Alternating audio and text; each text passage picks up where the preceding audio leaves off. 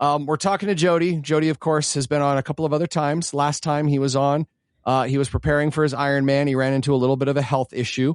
So we're going to talk to him about the outcome of that Ironman. And by the way, Jody, I was so sad for you. I texted everybody here, that unfortunately didn't make it. You had kind of a harsh Facebook post, Jody, that made me a little bit sad. We'll talk about that. But I want to kind of find out what happened, things that, ways, things that kind of were around that decision, how that decision felt, what was going through your mind. But then ultimately where I want to go is you would put a lot of kind of stock on this to be the gateway to continued healthy behaviors. And this had kind of been taken away. So I just want to find out where you are now, what the plan is now, what you're trying to do. Again, with the theme of it's always an ongoing struggle. And by the way, out of this room, who all's done an Ironman, say aye. Aye. Yeah. Okay. Yeah. All right. So. Let me say, repeat that question. No, I was kidding. Yeah. Well, it's who in this room has done an Ironman? Aye. Yeah, I like that. John, I didn't hear you. Was your mic off or something? Or? Yeah, I don't. If you catch me swimming a long distance and then thinking I need to run and do anything else, I think you've found the wrong John Smith. Okay. All right. For certain. There are only a few, I'm sure. So. I know.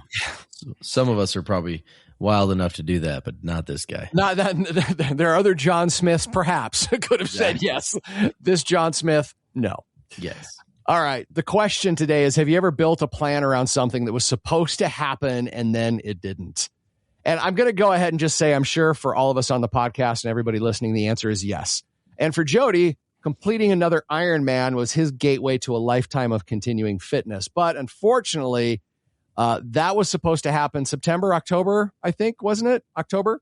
Yeah, it was October. Yeah. Didn't even make it to the start line, which breaks my heart a little bit and broke Jody's heart, quite frankly. So we're going to find out what happened and how you're thinking about going from now. This is Who Cares About Men's Health with inspiration, information, and a different interpretation of men's health. My name is Scott. I bring the BS. Dr. John Smith brings the MD to the proceedings. Good afternoon.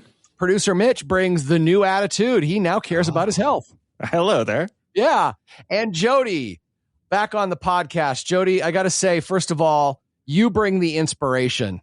Because even in failure, you continue to always inspire me. And I wanted to dig a little bit deeper. And this is probably a hard thing to talk about. Is this a hard thing to talk about? I mean, you're very open most of the time. It is. But for some reason, I am having a flashback to an 8th grade junior high dance, and Chicago's Year the Inspiration just came on the speakers. And I'm looking for Jenny. I won't say her last name. And that's a flashback. Okay, but now I'm the inspiration. I am your Jenny. That sounds very good. I was going to say maybe I should choose something else. This is off to a terrible start, Mitch. Let's just jump into this. So the Ironman that you're going to do was your second Ironman, and it was part of your continuing long-term health plan, because it seems like when you have this big audacious goal, then you're more motivated to do the everyday things that will lead, hopefully, to better health. Is that why it mattered so much in your life back in September, October, or were there other reasons that it mattered to you? Yeah, I had this big, hairy, audacious goal that scared me and pushed me and motivated me. And I just thought, man, if I can achieve that and do that again, I did an Ironman in 2011. But if I can, having lost over 200 pounds and then preparing and getting ready to be at the starting line of an Ironman, and then hopefully at the finish line about 17 hours later, that could really propel me into, the next phase of my life and health and physical fitness and a happy ever after. I just thought if I can do everything leading up to that, then that would certainly push me on the right path. And we kind of got partway there. And so that was good, but Glad I put too much emphasis on the goal instead of the journey, even though I kept telling myself not to do that. So to be clear, the reason that health is kind of important to you is because you've struggled with your weight yo-yoing a lot of your life, right? Is that the primary reason that you exercise for weight control? Yeah, I'm 54, and as an adult, I've been under, and I'm only 5'7", so I am not a tall man. my adult life, I've been under 200 pounds for probably 3-4 weeks. Oh, jeez. Yeah, I've been over 450 pounds, 440 pounds longer than I've been under 200 pounds. So obesity and morbid obesity is something that's plagued me for the last 35 years. And so I have lost about 225 pounds over the last couple of years. And so definitely trending in a better direction, but I'm still not out of the obese category. So that's something I've dealt with. And so trying to eat healthy and take some steps to improve my health from that vantage point has been a key, but also being physically active and fit and trying to move and get my body going has been another component. It's been tough to get those both going at the same time, and not only get them going, but consistently keep them going is the really hard part. Definitely is. So on race day, you made the decision not to go to the start line. When did you start to realize that was likely going to be the case? Was it day of, a couple weeks before? Well, it was a really crazy, ambitious, probably too big of a goal in the first place. I hadn't exercised hardly at all when I signed up for the race about 5.5 months before. And just as a reminder, the Ironman is a 2.4 mile swim, 112 mile bike ride, and a marathon, 26.2 miles, back to back to back. You have to complete it within 17 hours. I did that once in 2011. I still don't know how in the heck I managed that, but I thought I could duplicate it if I was consistent and really pushed myself. And for about the first 3.5 months, I did an awesome job of exercising, and I was posting about it, and I didn't hit every single workout, and I was struggling, especially on the swim. But overall, especially compared to where I was making tremendous progress.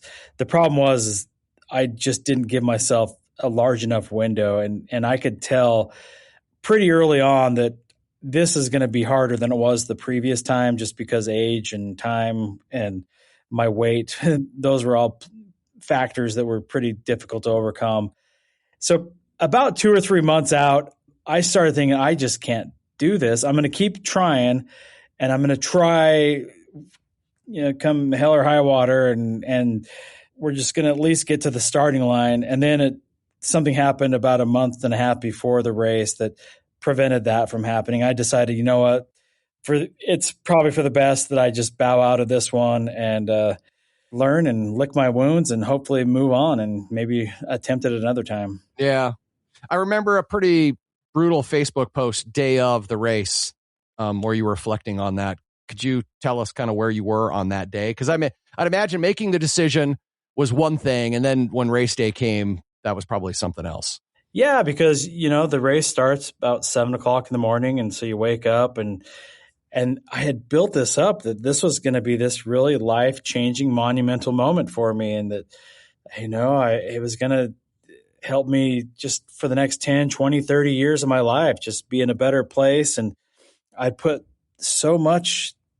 all those eggs in this basket. And just like I said, I thought if I did the right things and if I could accomplish this goal, then what couldn't I accomplish? I could do anything. And here I was on that day where I just felt like a big quitter. And, it just it was reinforcing these probably unfair judgments I have on myself, because I'm my harshest critic. And trust me, I have a lot of other critics, but I'm the harshest of them all.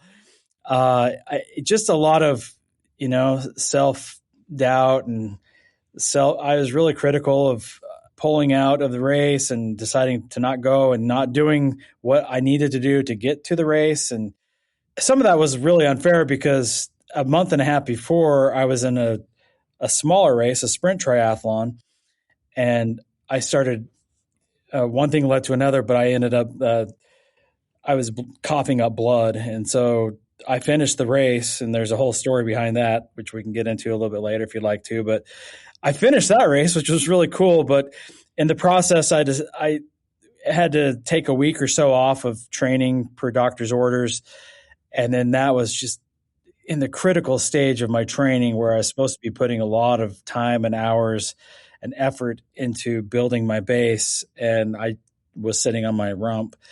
And so at the end of that week, I thought, I'm already way behind, and this put me even further behind, and my swimming just isn't there. And my health is now at risk. So it's just best if I decide to sit out this one. And it was really hard to get to that point, but in the long run, it was the smartest thing to do. It's just hard to admit that. Yeah, I don't know if this is the right time, but I mean, I remember when, hearing about kind of the race day post that you put out, and it seemed like that was a low point there from just the way it felt. I'm not you. I don't know how your feelings felt, but it came across that way. It's just really, raw. And I just want to know, you're 3 months removed from that. What mindset have you taken? Where are you at now? What's your thought process? And then looking forward to, further things down the road. It's interesting because I haven't really gone back and felt bad about not completing the Ironman that much. I did write that long post, and it was kind of a woe is me, let me feel sorry for myself moment. But I got that out of my system, and it described the struggles that I have where I want to accomplish a goal, and then it's really hard for me to get on track to get to even working towards that goal. And then I fell off the bandwagon. And so I detailed all of that and the whole story. So I've kind of moved past the Ironman. I'm okay. I'm at peace with my decision to not do the Ironman now. It sucks because I spent like $1,000 the Ironman races are ridiculously expensive. That part is not fun to think about. So now my blood's boiling a little bit, and now I'm kick my butt again. The bigger thing is what I just mentioned about the habit that I have of setting a goal and then failing to reach that goal. And then the hardest part, and honestly, that's where I'm kind of at now, is getting from the failing part to moving forward part and just picking yourself up part. And I know I'm doing some things now that I'm going to get there. So I feel good about that, but I'm still not fully recovered, and I'm not really doing much lately. And so it's a lot of times when I fall and I fail at whether it's pulling out of a race, or I didn't hit the goal weight that I had, or, I stopped my diet, or whatever it may be.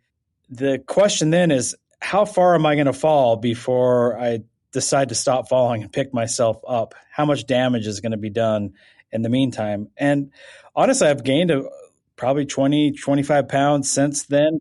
I was exercising a lot, and my eating hasn't improved. And so I'm not worried about gaining too much more weight. I had the weight loss surgery, so that's kind of a buffer.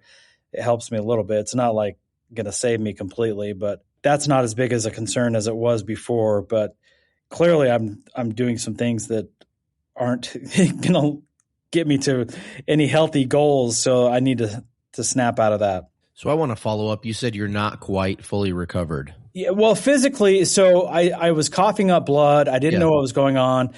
They actually I did the swim. It was about a half a mile swim, and I was coughing the whole time. And I'm like, man, I didn't feel like I swallowed a lot of water, and I couldn't stop coughing. And I got on the bike, and I was just really sluggish, and I was behind everybody else pretty much. And I started coughing again on the bike, and I noticed that I was spitting some stuff out. I'm like, that was a weird color. And I spit in my hand. I'm like, oh, that's like a dark rust color. That's bizarre.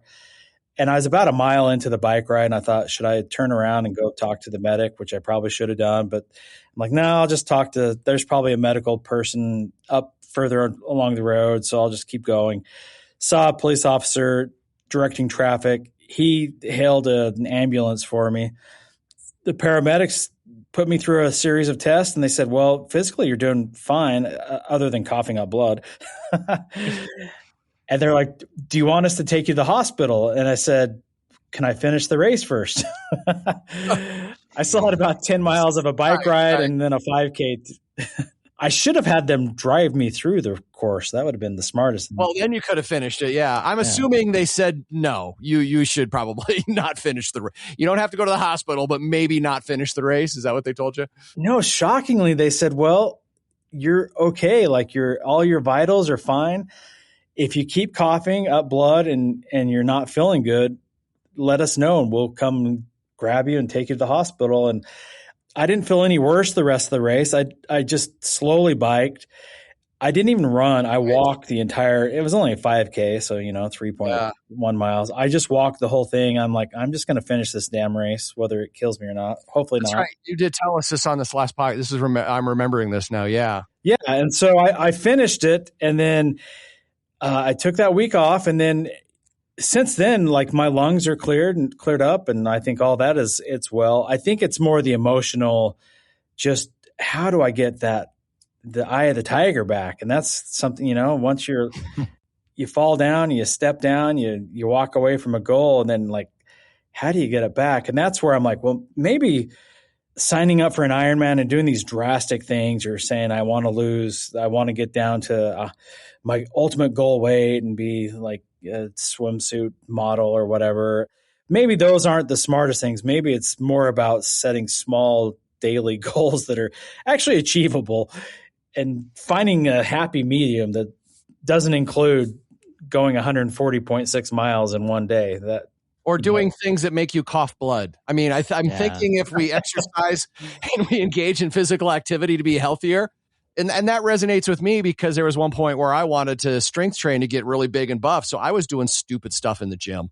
I was lifting weight I had no business lifting. I would be so sore for 4 or 5 days, and not muscular soreness, something else sort of soreness, like the small muscles couldn't handle it, where I couldn't bend down to pick something up. I couldn't squat to, do work in the yard. And I'm like, what am I doing? Like, what's the goal of, me engaging in healthy behaviors? Is it so I can't move around and be mobile? So I really had to ask myself that question. It sounds like maybe there's a similar question for you, maybe, possibly. Yeah, exactly. I don't understand people who can just go to the gym every day, or run every day, or do whatever every day consistently, 5 days a week, whatever, 4 days a week, just to do it, just to be healthy. I don't understand. Like, that is like a foreign language to me that I don't understand. Like, yeah.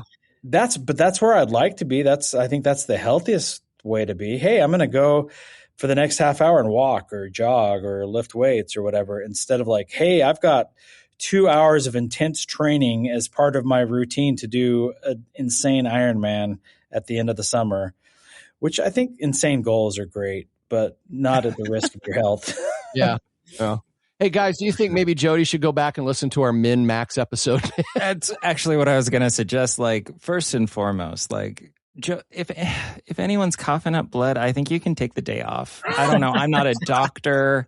I'm not a like anything, but just in my heart, I know that. But even just thinking about it, like, Jody, like, your email or the Facebook post from back in the day, you were so hard on yourself. But even just hearing you talk right this second, like, your maximum is so much higher than I would ever be able to accomplish. And so there's like some serious hats off to you and like all of that. I mean, do you see a path forward, I guess, in being the type of person that might go to the gym a couple of times a week, or just because we know that doing so is good, even though it might not help you complete an Ironman? Yeah, no, I want to. And in fact, honestly, that's what I was selfishly, I'm like, I like you guys. You have a fun podcast, and you're and helpful, and Scott and I go way back. But I'm like, selfishly, I'm thinking I need something out of this podcast, because when you invited me, it was the beginning of December. I thought, oh, clearly I'll have my New Year's resolutions, and I'll be well on my way to another goal, and I can impress these guys and the audience, and everybody will throw me up on their shoulders and chant my name, and I'll be. And that's the problem, is like that kind of thinking where I'm like, instead of just doing something to better my life, it's like it has to turn into this big spectacle, which is just. It's a flaw that, unfortunately, I just lost my therapist. So I need a new therapist. So you three are my therapists right now. Okay. Oh boy, you're in trouble. But I would love to. So I'm definitely going to go back and look at that podcast. I was doing a project at work, and I came across the SMART goals, that acronym. SMART meaning specific, measurable, achievable, relevant, and time bound. I really like that concept of making these small, achievable goals instead of like a crazy goal. It just takes me so long to get back into it. That's really frustrating. A flaw about myself, that instead of just popping right back up, it takes me a long while to get back up. And this isn't even that long. It's been 3 or 4 months. Sometimes I go years of just thinking over and over and ruminating and feeling sorry for myself and plotting and planning, and instead of just doing and just trying something. So anyway, we're going to get into action here. Nothing makes you feel better than getting into action. Let me ask you this, Jody. Has there ever been a time when you haven't had just like, because you've done a lot of cool, like big goals, and like we've talked about these grandiose things that you've done. Have you ever had a time when you have done the consistent little things of like, I'm just going to go to the gym and do a 30-minute workout 3 times a week and just have that kind of be your norm? Like, have you ever had that, or has it always been, I'm going for the big bad wolf kind of thing? It's kind of more, yeah, it's always, it seems like it's always attached to something. I've never really been a weight lifter. And so I remember I was in a contest for Bill Phillips. He had like the transformation contest, and it's a 12 weeks contest. And I remember doing like the weightlifting. That's the only time I've really been consistent about that. Yeah. Or like with running, I always have a 5K or a half marathon or a triathlon. And I might like fall into the same trap again because I have a friend who wants me to go on we've done a hike or two in the last couple of years, and he wants me to start hiking with him. And I'd mentioned, hey, he's hiking up Mount Timpanogos in Utah County this summer, and he wants me, he's like, hey, I would love for you to come with us, and you've talked about wanting to do that. And I'm like, yeah, that would be a great goal. But here we are talking again, like I can't just, like walk down the street back and forth a couple of times or do a mile around my town. I have to climb up a freaking 11,000 foot mountain to make myself. Yeah. I think some of those are okay. Right. But so like some of the things we've talked about on this podcast that have been helpful for me, and maybe they'll be helpful for you, and guys, you can jump into. So the idea that we've had a couple episodes where we celebrated the small victories, and the small victories could be stupid. Like one of my small victories was I could go to the gym and I could hang on the chin up bar for 45 seconds without my forearms giving out. Stupid, right? Crushing it. Yes. There might be some guys that would listen to this podcast and go, you're weak. That's dumb, whatever. But for me, it was better than I was 2 months before. So I celebrated that small little victory. So just even allowing yourself to celebrate the small, like the small can be, did you go this week twice? Did you go twice for 30 minutes? Yeah. That could be, that could be the small goal. I think sometimes we think that it has to be more heroic than that. I don't know. I'm curious where you get this idea that everything has to be that heroic, because I know media can do it to us. Social media can do it to us. We feel as though maybe it's your history as a news person. It's not worth talking. It's not worth talking about unless it's big, right? So just showing up to the gym for a month, twice a week for a month, that doesn't seem worth talking about. But that is something absolutely worth celebrating because it's that consistency. Number 2 that I want to throw out to you is SMART goals are awesome, but I've actually found more value in process goals, meaning at this point in my life, I know the movement. I know that moving some weights, having some resistance training, even if I'm not pushing super hard, I know that getting my heart rate up and sweating a little bit, the Matthew McConaughey rule, that's what he says, just do something and sweat for a half hour a day. Right. And that's all you have to do. The process goal is just doing the stuff. You don't attach, I have to lose 5 pounds to it, because there might be a million other reasons why doing the stuff, doing the exercises doesn't result in a 5-pound loss. But yet you've done the stuff, and that's good because we know doing the stuff alone inherently actually makes a difference.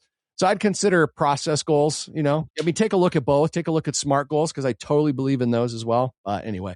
So I when you guys mentioned the like newsworthiness of it, like that hit real deep, because Jody, as you're talking about the kind of like, needing a big goal, needing, people behind you, kind of all this sort of stuff, like it takes me back to 2019, 2020, when we were doing the Mitch's mid-May 5K.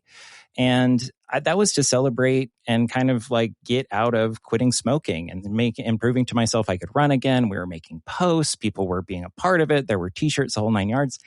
And I wrecked my leg. I wrecked my ankle real bad and had to slow everything down. And there was a really long time period for me that it was just like, what's the point? Why am I even doing this if I don't have like a big overarching goal? If I don't have, a groundswell of support, why would I do it? But just as like, for me, these kinds of process goals that Scott's talking about, I mean, I think I've been more consistent in just going to the gym and even just walking for 20 minutes, if that's all my day is. Like, if that's all the energy I can give, like it's the process. It's that process is such an effective method for me so that I can get out of that newsworthiness, like fallacy when it comes to my own health, Yeah, I relate to that a lot because, yeah, maybe it is because of the news, that news factor, because I want to make a splash. And maybe I'm self-analyzing here. Maybe it's a little bit of narcissism that I want others to follow me, and I want to be this great, inspiring story and write a book and go and talk to people and motivate. And I don't know, just like, hey, everybody come with me. And it seems like this awesome, worthy goal and kind of a movement. But that puts a lot of pressure on you as well. Yeah. I admire, like, my ex-wife's uncle, cool guy, Chris. He does Ironman, and he doesn't post a damn thing about him. He just goes out and works out and then shows up to the Ironman and does it and then moves on to the next one, and his wife will post a picture. Hey, Chris did another Ironman. Awesome. But he didn't say a dang word about it. So I don't know. I guess probably part of it is that I got so overweight and so, my health was so bad that I'm just like trying to find self-worth and trying to overcompensate by saying, hey, you know how fat I used to be? Well, now I'm really fit. So yay me. I don't know, like, accept me, please, because now I'm more like you than I was before. And that sounds kind of weird, but I don't know. No, I think everybody wants to be accepted. I mean, raise your hand if you want everybody to ignore you. Again, I mean, and I think that's my way of like trying to compensate for. It's kind of like when I was growing up, like I was always the funny fat kid because I wanted people to accept me, and I'd tell the fat joke before they could. And so I don't know, it's just it kind of goes along with that. So I don't think I've heard this too, and I fell into this trap, and I talked about it a little bit earlier. This idea that I was a skinny ranch kid, and I thought if I lifted weights that I'd get big and buff and in shape, and then my life would be good.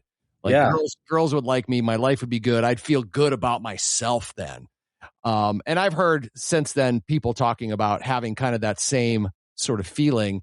And what they discover is, unlike me, they actually accomplish it. And they're like, I'm just as empty as I ever was. Like, right.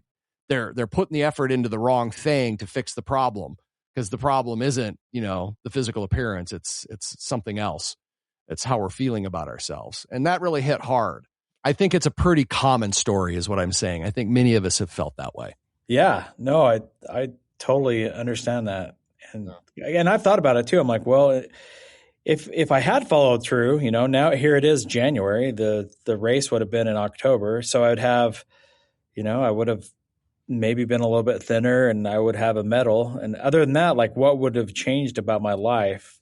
I'd probably be pretty close to where I'm at right now. So I don't know. It is really about the journey, and that's such a hard concept to like have sink in and really take hold in your heart, that it's just about being consistent and doing it over and over and over and that's making boring. it be part of your life. It sounds really boring. Yeah, unfortunately it is, I think.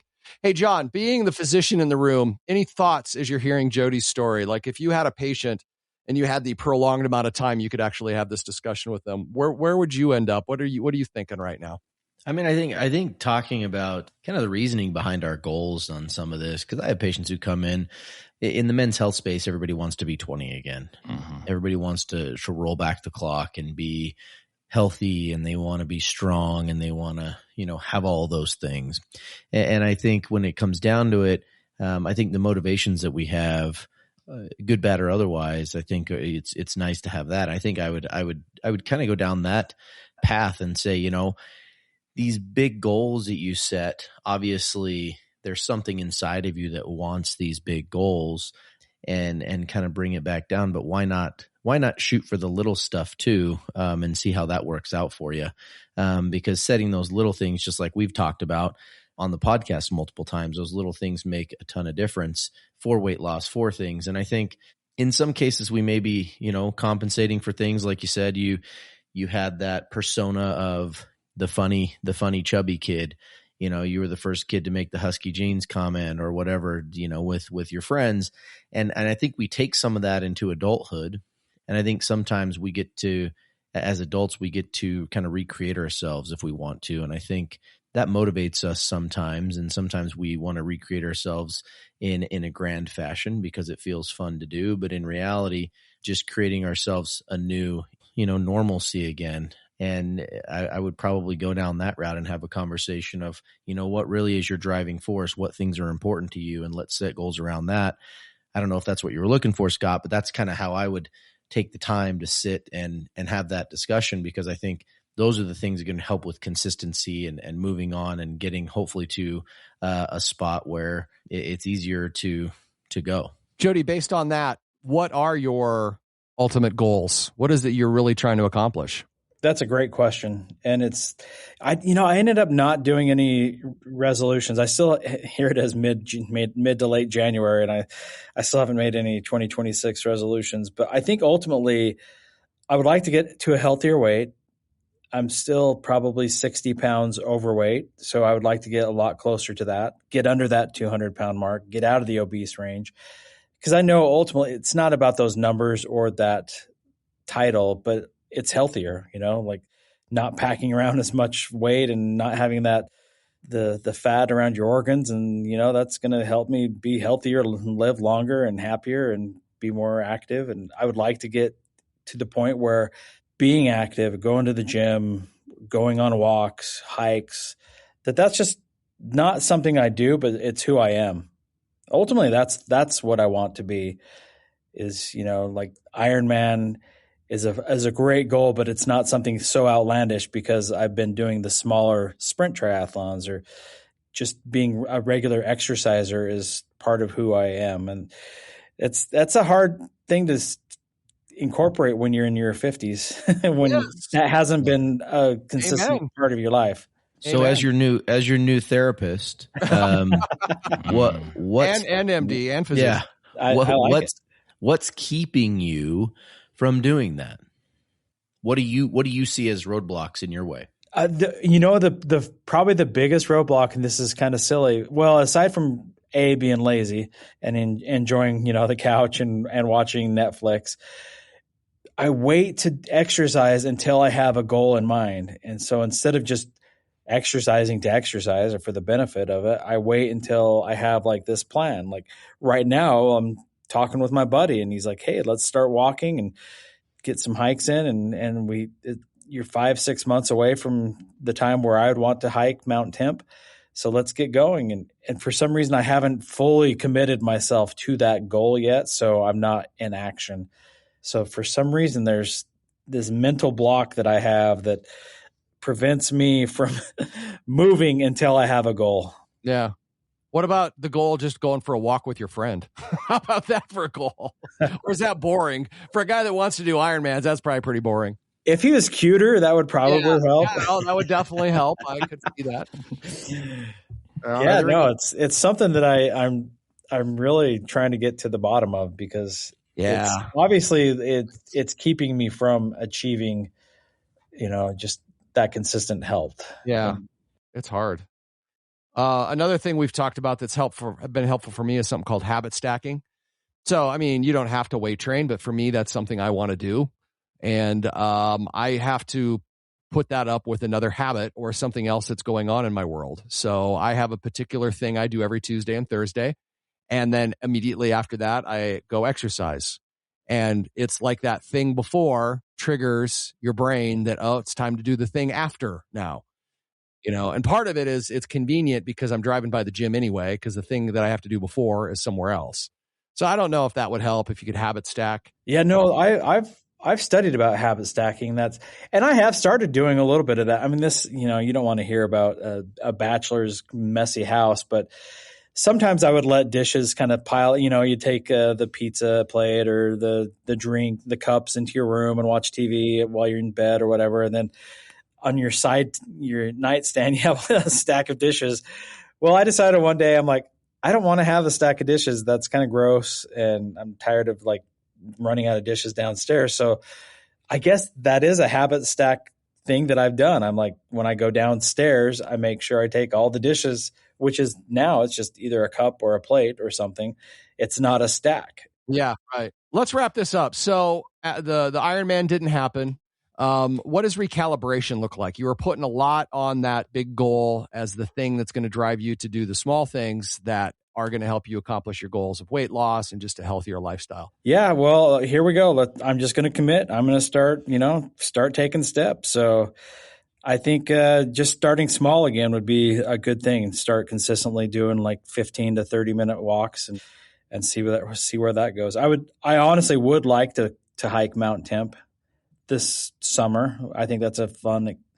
It's not a crazy goal. It is a large goal. It's a tall mountain. Yeah. But I think let's just get going. So there we go. I'm going to go on a walk starting today.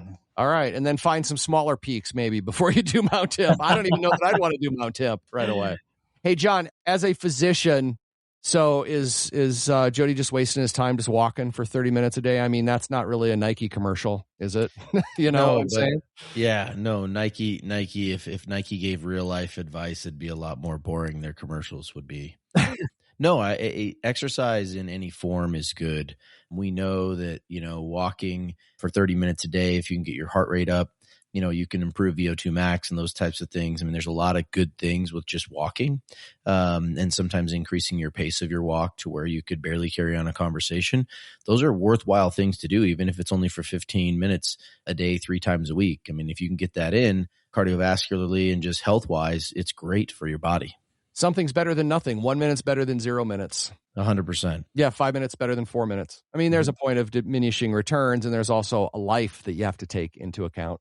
I'd imagine training for 2 hours a day really sucked a lot out of your life as far as being able to do other things. Oh, that's all I did. I mean, I'd work and then I'd have training. I'd say that I'd do it before work. That never happened. So then I'd go to the gym at night and that's all I'd do.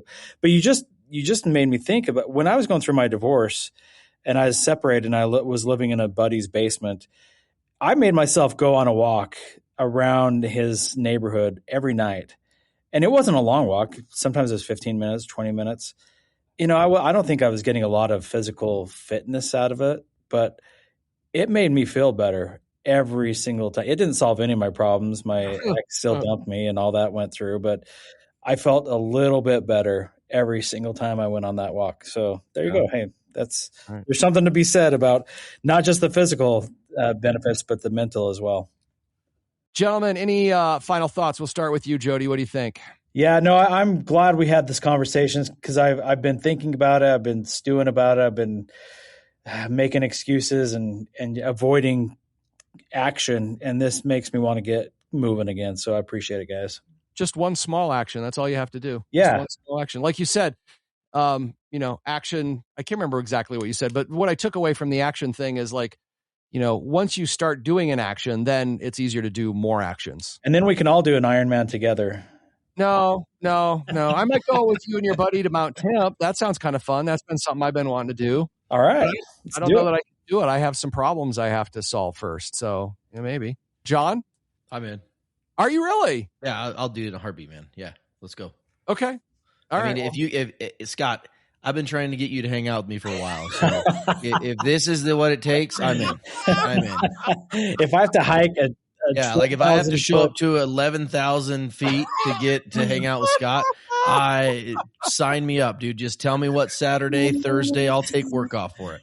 Well, if we can, I'd like to follow up in a few more months. Jody, as always, thank you very much for coming on the podcast and sharing your story.